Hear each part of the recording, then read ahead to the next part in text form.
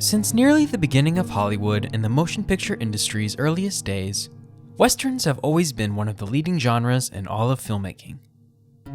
The Western genre had always maintained a grip on the public's preferences towards mainstream entertainment, starting with the cross-country success of Buffalo Bill's Wild West show and other legendary vaudeville performers.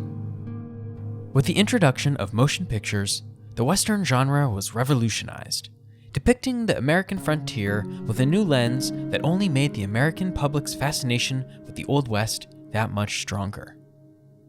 Starting with 1899's Kidnapping by Indians and 1903's The Great Train Robbery, folks have flocked to the silver screen to see their favorite actors and actresses reenact their favorite moments in history.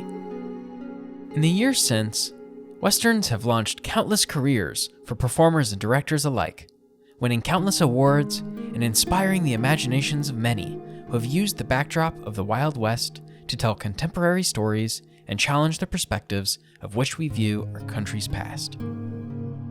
To gain a better perspective on where these stories originated and how they've been adapted into major motion pictures, we wanted to dive deeper into the mythology of films set on the American frontier and trace their roots back to the people who actually lived it. Thus, here is a Hollywood Western based on true stories and real events from the Old West. As a fair warning, spoilers for these films will be presented. Discretion is advised. While not fitting the bill of a true Hollywood Western, Alejandro Iñárritu's 2015 adventure film, The Revenant, is still one of the best depictions of the gritty, violent atmosphere of the American frontier in 19th century America. The story follows American frontiersman and fur trader, Hugh Glass, played by Leonardo DiCaprio. It begins in the latter half of 1823, with Glass acting as a scout and guide for trappers working their way through the Dakota Territory, under the leadership of Captain Andrew Henry. One day, during a hunting trip with his half-Pawnee son named Hawk, the rest of the trapping party is attacked by a band of warriors, looking for Powaka, the abducted daughter of the tribe's chief. Glass, his son Hawk, and a few other trappers manage to escape via boat, headed downstream towards Fort Kiowa.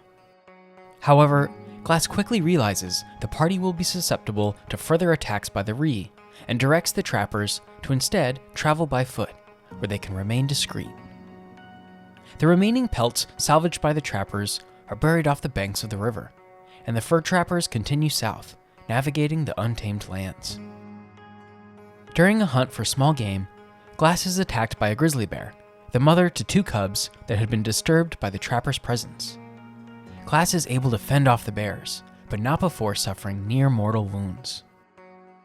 When the other trappers find Glass in the woodlands, one by the name of John Fitzgerald believes Glass should be finished off if the party is to keep moving forward and avoid a sneak attack by the Ree. Their captain, Andrew Henry, can't come to kill Glass, and instead offers a reward for any man to stay behind with Glass until he dies, so that he may receive a proper burial. Ultimately, 3 of the party members agree: Glass's son, Hawk, a young Jim Bridger, the legendary frontiersman himself, and Fitzgerald, who claims to need the money after the losses the party suffered for abandoning camp and burying their pelts on the shoreline. It doesn't take long after the bulk of the party leaves for Fitzgerald to go against their wishes and kill Glass himself. Hawk attempts to protect his father, but Fitzgerald throws him aside and murders him in the process, all while Glass watches from the ground, helpless and subdued. When Bridger returns with water, Fitzgerald explains Hawk ran away, and that the Ree are fast approaching. Bridger has little time to question the elder trapper, and runs away with Fitzgerald, leaving a marked canteen behind with the half-buried Glass, just in case of a miracle. On their way to meet up with the remaining party members, Fitzgerald admits the Ree aren't actually on their trail. While upset with the lie, Bridger goes along with it, and when the men finally reach Captain Henry, they explain that Glass died while Hawk had simply vanished. Back in the wilderness, Glass crawls out of his makeshift grave, refusing to succumb to his wounds. He holds the lifeless body of Hawk before offering final goodbye, his eyes now set on revenge for his enemies. Glass then begins his 200-mile trek through the wilderness, en route to Fort Kiowa. He first cauterizes his wounds before using his surroundings to camouflage from the incoming band of re-warriors. After another escape, Glass befriends a lone Pawnee refugee who agrees to travel alongside the wayward fur trapper. Along the way, the unlikely pairing confront an incoming storm, and the Pawnee man constructs a sweat lodge for Glass to continue to heal within. After a night of hallucinations and nightmares, Glass awakes to find the Pawnee refugee hanged in the woodlands by a separate party of nearby French voyageurs. Glass tracks them down and discovers them abusing the Ree chief's missing daughter, Pawaka. He saves the woman, kills off the voyageurs, and steals one of the horses to continue his journey. Before long, the Ree warriors catch up to Glass, ignorant to his recent heroics in saving the chief's daughter. They chase him off the edge of a cliff, and Glass is forced to use the carcass of his freshly killed horse to survive the frigid wilderness. Meanwhile, one of the Frenchmen had managed to escape and runs all the way to Fort Kiowa, where Captain Henry and his men are stationed. The Frenchman is carrying Glass's marked canteen, and the young Bridger recognizes it immediately. As such, the original fur trapping party sets out on another quest, while the guilty Fitzgerald empties his safe and flees the camp. Glass is recovered by Henry and his men, and returned to Fort Kiowa, where he alerts the party of Fitzgerald's crimes. Bridger is saved from certain arrest when Glass admits he didn't know about Hawk and was lied to by the scheming Fitzgerald. Glass and Henry then return to the wilderness, dead set on finding Fitzgerald. The estranged trapper is first to spot Henry, however, and both kills and scalps the party's captain without remorse. Upon finding the corpse of Henry, Glass uses it to trick Fitzgerald to his position. The men engage in a gritty, physical fight on the riverbank, with Glass overcoming his only son's murderer. He looks up to see the band of Ree warriors waiting for them downstream, and realizes Fitzgerald can now receive his poetic justice. Glass releases Fitzgerald, and instead of killing him, pushes him down the river where he is slain and scalped by the Ree chief, Elk Dog. With him is his recovered daughter, Pawaka, and the grateful warriors allow Glass's life to be spared. In turn, Glass remains in the wilderness, his vengeful journey complete, and waits for the return of his wife's spirit. The Revenant was a storied production for many reasons. The original concept had been floating around Hollywood since the early aughts, transferred through management companies and talent agencies and countless production offices, until it was tabbed from Mexican filmmaker Alejandro G. Iñárritu. Iñárritu then turned the adventure flick into prestige drama, filming the entire project using nothing but natural light while subjecting the cast and crew to the brutal wilderness of the northern United States and rural Canada. Many crew members quit, the actors nearly contracted hypothermia, and the budget ballooned from $50 million to $135 million when it was all said and done. In the end, though, despite the creative differences and hellish filming conditions and controversial ethics, the movie was a critical and commercial success. It made over $500 million at the box office, nabbing 12 Academy Award nominations and cementing both Iñárritu and Leonardo DiCaprio as two of the best in their craft of their respective generations. However, many filmgoers were curious even after the credits rolled and the movie's celebrations concluded. They wondered how much of that epic could be true. Was Hugh Glass a real person or a confluence of various legendary trappers? The truth of the matter is, while Hugh Glass was indeed a living, breathing fur trapper and frontiersman of the 19th century America who survived to tell the tale of a gruesome bear attack, that's about where the story begins and ends. Everything else has been processed through various oral retellings, uncorroborated journalism, preserved letters, and old fur traders' memoirs. The movie itself was based on the 2002 novel of the same name, written by Michael Punk and based on the poem The Song of Hugh Glass, and the general folk tales passed down by those who heard of the frontiersman from second and third-hand accounts.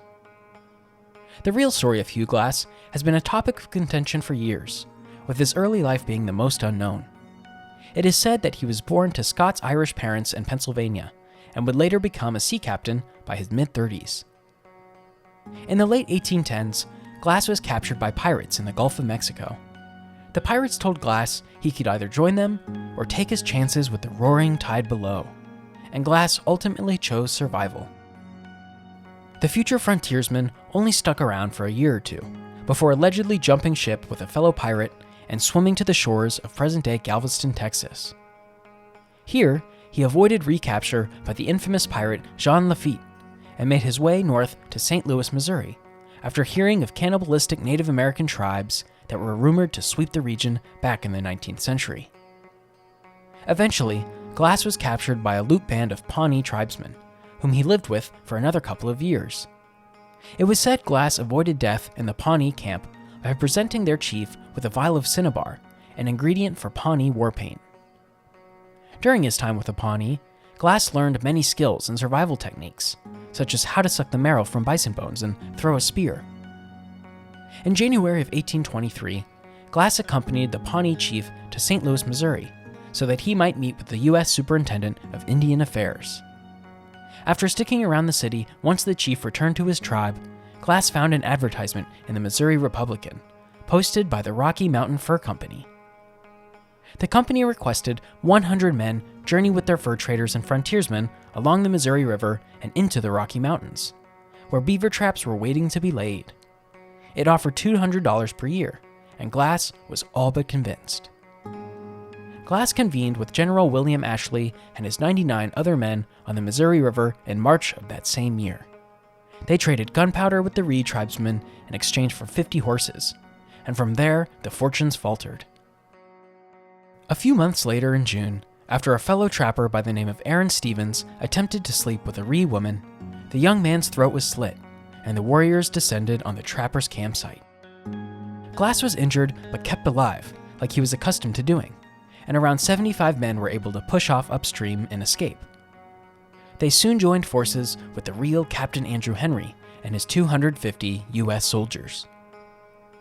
Alongside hundreds of other warriors from various bands of Sioux, the collection of mountain men that included the likes of famous frontiersmen James Beckworth and Jebediah Smith returned to the Ree campsite and plundered their village, killing many of the Pawnee and sieging their supplies. It was weeks later that Glass's encounter with the grizzly bear would enter his violence-filled folk life. After switching allegiances to Captain Henry, he defied orders to remain with the camp and went berry picking by his lonesome. During the escapade, Glass was charged by the bear out of protection for her nearby twin cubs. He fired a shot with his trusty .54 caliber Hawken rifle, but it did little to stop old Ephraim from tearing a chunk of flesh from his buttocks and tossing it to her cubs. After the bear continued to maul the fur trapper, with claw gashes in his back and bite marks across his face and neck, another shot rang out, and the grizzly fell over dead.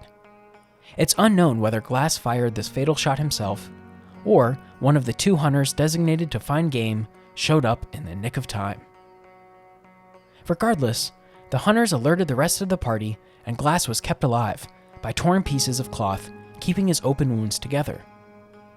They carried him on a branch-built litter for a few days before realizing their pace could no longer be slowed by the injured Glass.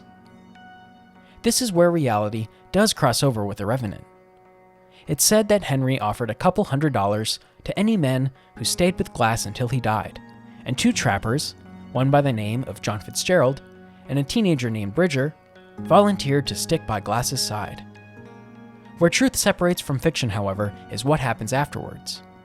Fitzgerald simply tells Bridger it isn't worth sticking around in case the Ree return, and takes off with Glass's supplies, including his gun. Glass never had a half-Pawnee son, as that detail was added to the film to sprinkle in commentary over the old prejudice against what frontiersmen called half-breeds, and to up the stakes with Glass going after a child killer, rather than the guy who just didn't want to risk his own life.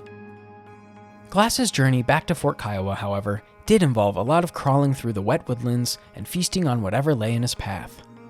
For instance, he stumbled upon a wolf pack finishing off a bison calf, and waited for them to leave before taking the scraps for himself. Other reports say Glass ate buffalo berries, rattlesnake, and dog meat he cooked after stumbling upon an abandoned Sioux encampment in which a few strays were lingering about. Eventually, Glass found a populated Sioux camp and was welcomed by friendly tribesmen. They cleared the maggots from his back, poured vegetable broth on the wounds, and sewed some of it shut with bear hide. From here, Glass journeyed down the Cheyenne River using a crude flotation device, keeping his direction based on the natural landmark of Thunder Butte. When he was hungry, he'd forage edible roots and berries on the shoreline, trekking another 6 weeks till he arrived at Fort Kiowa. From Fort Kiowa, Glass teamed up with a few French traders to hunt down Fitzgerald, but soon into their journey, another band of Ree attacked the party. Everyone was killed except for Glass, who was saved by a sympathetic Mandan warrior on horseback. In the middle of his second 400-mile mission, Glass arrived at a smaller fort en route to Fort Henry, where he resupplied and gathered intel for his revenge tour. In an unbelievable twist, the Ree warriors attacked Glass's location once again, but he seemed to be invincible. Glass avoided capture and spent another few weeks in the wilderness, chasing down bison calf with his renewed ability to walk. Finally bequeathing Fort Henry with his presence, Glass made contact with Bridger, who he remembered was just a teenager, and gave him a stern talking to before sparing his life. In February of 1824, Glass took a hiatus in his search for Fitzgerald and helped a dispatch of men delivering mail to Fort Atkinson of present-day Nebraska. During a stop in the Black Hills, Glass and the party found a resettlement made up of nearly 40 lodges. The men, hoping to remain peaceful, arranged a fair trade between the Ree chief and the frontiersmen. All was well as the men smoked a pipe with the band's chief, until some of them noticed a few of the tribesmen were quietly stealing their supplies behind their backs. Glass rounded up his men in a flash, and they ran away from the encampment. The Ree hopped up on their horses and pursued the men into the wilderness, killing 2 of Glass's men. Glass himself was separated from the survivors and was forced to live off the land once more, surviving with just a knife and some flint for hundreds of miles. Glass then ventured back south to Fort Atkinson, where Fitzgerald had ended up as a newly minted U.S. Army soldier. By this point in 1824, Glass had spent more than a year searching for the man who left him to die, only to learn he wasn't able to kill him. You see, upon arriving in Fort Atkinson hell-bent on completing his task of vengeance, Fitzgerald's superior, Captain Bennett Riley, informed Glass that Fitzgerald was now property of the United States government. Killing a U.S. soldier would mean Glass would have to stand trial for murder, certain to be convicted and sent to prison, or worse, sentenced to a death he would not actually be able to escape. Glass hadn't come this far, only to end up behind bars, and accepted the captain's orders. All he asked for in return was his trusty .54 Hawken rifle, which was returned to Glass, along with $300 in compensation for his efforts. Of course, this differs greatly from the film. None of the characters who died in The Revenant died the same way in real life. There was no missing daughter of the Ree, there was no sleeping in horse carcasses, there was no scalping or dead sons or frantic hallucinations. There was, however, a real Hugh Glass, who might have lived an even more legendary life in reality than the one displayed on the screen. He hadn't just overcome one long journey of survival, he had scraped through multiple close calls, navigated countless enemy attacks, and fought off a mother grizzly long enough to tell the tale. Both The Legend of Hugh Glass and The Revenant give us an authentic look into the brutality and violence the American frontier sparked, as well as the sheer will and unrelenting desire to live life in the most rugged, rustic way possible, as displayed by frontiersmen of the time. It serves as a lesson to all. No matter the time in history or the place on earth, the human spirit is stronger than anything else in nature. Hugh Glass embodied that mentality, as did all of his fellow folk of history and mythology, both before and after the fur trapper who survived a grizzly attack came to be.